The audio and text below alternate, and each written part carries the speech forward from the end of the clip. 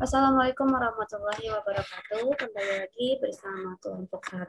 Kali ini kita akan membahas tentang karakteristik dan perbedaan individu.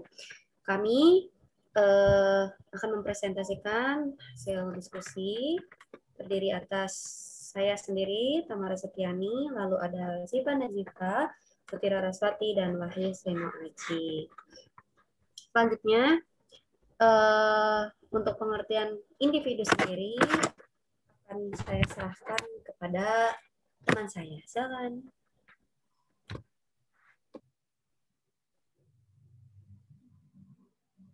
Pengertian individu.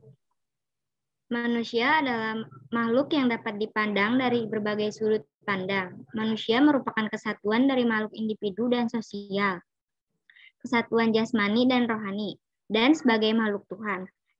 Sejak ratusan tahun sebelum Masehi, manusia telah menjadi salah satu objek filsafat, baik objek formal yang mempersonalkan hakikat manusia maupun objek material yang mempersonalkan manusia sebagai apa adanya manusia dengan berbagai kondisinya.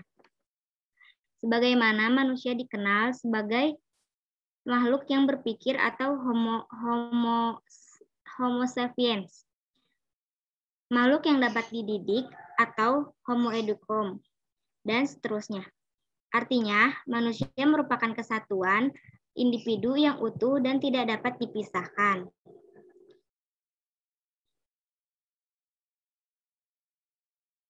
Next.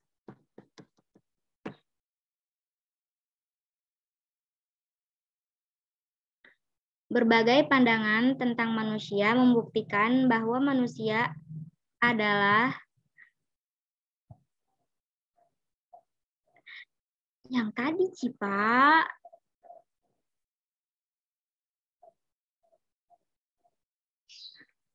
Pak, berbagai pandangan tentang manusia, berbagai bukti manusia bahwa makhluk yang kompleks. Kini bangsa Indonesia telah menganut satu pandangan, bahwa yang dimaksud manusia secara utuh adalah manusia secara pribadi, yang merupakan pengejawantahan menunggalnya berbagai ciri atau sifat kodrati manusia yang secara seimbang dari berbagai segi, yaitu individu dan sosial, jasmani dan rohani, dan terakhir dunia dan akhirat. B. Karakteristik individu. Setiap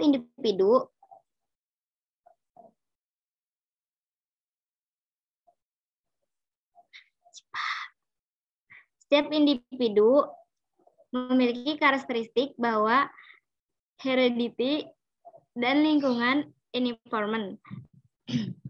Karakteristik bawaan merupakan karakter keturunan yang dibawa sejak lahir, baik yang berkaitan dengan faktor biologis maupun sosial psikologis. Kepribadian, perilaku, apa yang diperbuat, dipikirkan, dan dirasakan oleh seorang individu merupakan hasil dari perpaduan antara faktor biologis, bagaimana unsur bawaan dan pengaruh lingkungan. Selanjutnya akan dijelaskan oleh Sipa. Terima kasih, Tuti. Terus ada perbedaan individu. Pembahasan tentang aspek-aspek perkembangan individu dikenali ada dua hal yang menonjol, yaitu umumnya manusia mempunyai unsur kesamaan dalam pola perkembangannya dan pola yang bersifat umum, itu manusia cenderung berbeda fisik atau non-fisik. Individu menunjukkan kedudukan orang per orang atau perseorangan. Sifat individu adalah sifat yang berkaitan orang perseorangan. Berkaitan perbedaan individual dengan perseorangan, ciri atau karakteristik orang yang satu berbeda dengan yang lainnya. Dengan kata lain, makna perbedaan individu menyangkut variasi yang terjadi, baik variasi aspek fisik maupun psikologis. Perbedaan yang segera dikenali oleh guru terhadap siswanya adalah perbedaan fisik, seperti warna kulit, tinggi badan, berat badan, warna rambut, cara dandannya, dan sedangkan perbedaan aspek psikologisnya adalah perilakunya, malas atau kerajinannya, kepandaiannya, motivasinya, bakatnya, dan seterusnya. Berikut adalah beberapa perbedaan pada individu. A. Perbedaan kognitif. Menurut Bloom, proses belajar baik di sekolah maupun di luar sekolah menghasilkan 3 pembentukan kemampuan yang dikenal sebagai taksonomi Bloom, yaitu kemampuan kognitif, afektif, dan psikomotorik. Kemampuan kognitif merupakan kemampuan yang berkaitan dengan penguasaan ilmu, pengetahuan, dan teknologi. Pada dasarnya, kemampuan kognitif merupakan hasil belajar dalam hal ini merupakan perpaduan antara pembawaan dengan pengaruh lingkungan. Proses pembelajaran adalah upaya menciptakan lingkungan yang bernilai positif, diatur dan direncanakan untuk mengembangkan faktor dasar yang dimiliki oleh anak.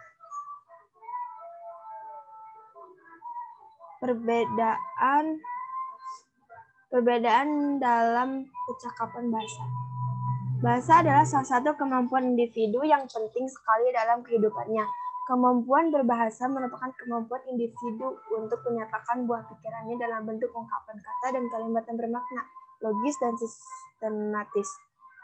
Kemampuan berbahasa setiap individu berbeda, dan kemampuan ini sangat dipengaruhi oleh faktor kecerdasan dan faktor lingkungan, termasuk faktor fisik atau organ untuk bicara.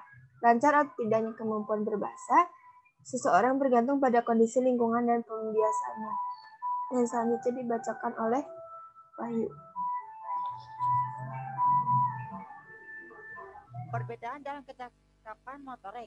Kecakapan motorik atau kemampuan psikomotorik merupakan kemampuan untuk melakukan koordinasi kerja syaraf motorik yang dilakukan oleh syaraf pusat atau otak untuk melakukan kegiatan.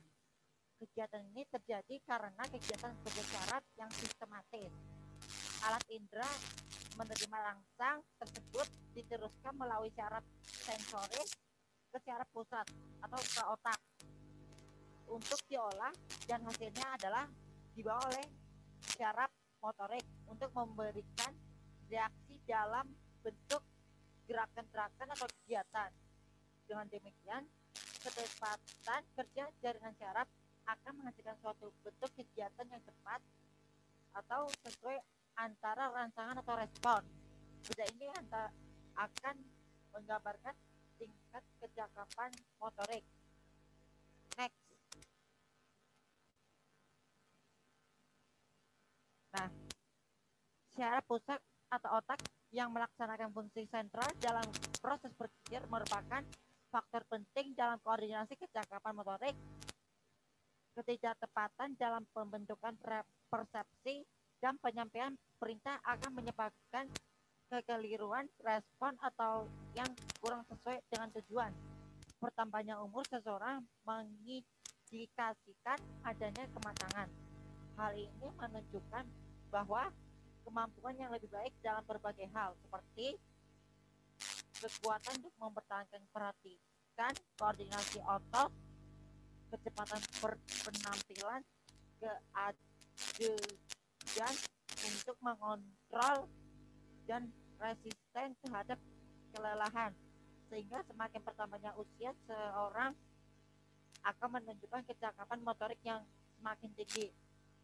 Dapat disebutkan bahwa kemampuan motorik dipengaruhi kematangan fisik dan tingkat kemampuan berpikir, karena kematangan fisik dan berpikir setiap individu berbeda, sehingga kecakapan motorik setiap individu akan berbeda pula. Next.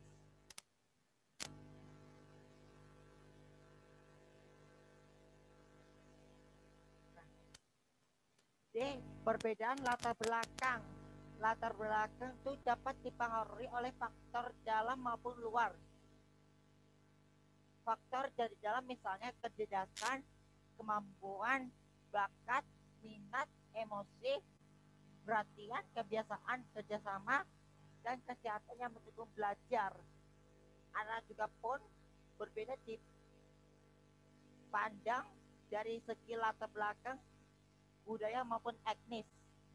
Motivasi untuk belajar berbeda antara budaya yang satu dengan budaya yang lainnya. Perbedaan latar belakang yaitu meliputi perbedaan sosial maupun ekonomi, sosial kultural amat pentingnya, artinya sangat penting bagi perkembangan anak. Akibatnya anak-anak pada umur yang sama tidak selalu berada pada tingkat yang sama dalam menerima pengaruh dari luar yang lebih luas. Selanjutnya Ayah. Next.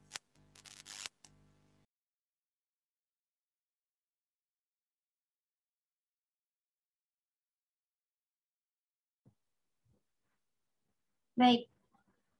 Perbedaan selanjutnya adalah perbedaan dalam bakat.